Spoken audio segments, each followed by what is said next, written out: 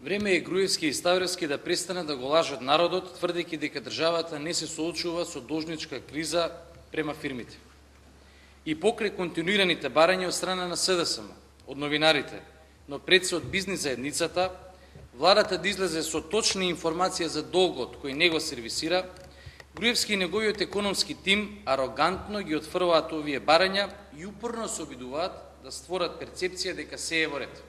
Затоа, господине Груевски, ако се е во ред, како ќе го објасните следново? Ова е допис од една фирма, лично до премиерот Никола Груевски, со кој таа бара уште еднаш, по повеќе од 1,5 година, да ја бидат исплатени побарувања во износот точно 64 милиони денари или нешто повеќе од 1 милион евра. Тоа е долг кој државата го има спрема оваа фирма за проектот компјутер за секое дете. Иако во обид да ги подмири побарувањата, фирмата се обратила до Министерството за образование, до Министерството за информатичко општество и до подпредседателот на владата Пешевски, таа не била удостоена со никаков одговор. Сценариото се повторува и по нивната опомена до Министерството за образование и наука од 8 јуни 2010 година за ненаплатен долг. За да дрскоста биде уште поголема, на 20 јуни или после оваа опомена, премиерот јавно изјави, цитирам: "Некогаш има мали задоцнувања, но веднаш по кратко време се средуваат." Господине Груевски, дали за вас доцнењето повеќе од 1,5 година е мало задоцнување? Дали во духот на вашето делување се надевавте доколку не се збори на оваа тема, таа ќе се заборави? Тешко.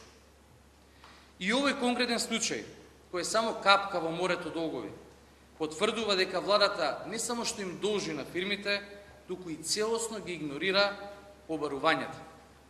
На тој начин, Груевски и протоколавиот економски тим се директно одговорни за систематското уништување и пропаѓање на македонските фирми и бизнис во целина. Господине Груевски, токму вие сте одговорни што фирмите се принудени да ги отпуштаат своите вработувања, да се задолжуваат со прескапи кредити ке банките и наместо да создаваат нова додадена вредност, тие го распродаваат својот тешко спечелен имот. Со ова, господине Груевски, паѓаат во вода сите ваши тврдења дека искрено работите за подобрување на бизнис климата во Македонија.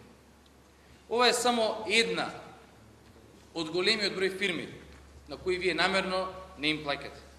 А точниот број го знаете повторно само вие и вашиот извршител Ставровски.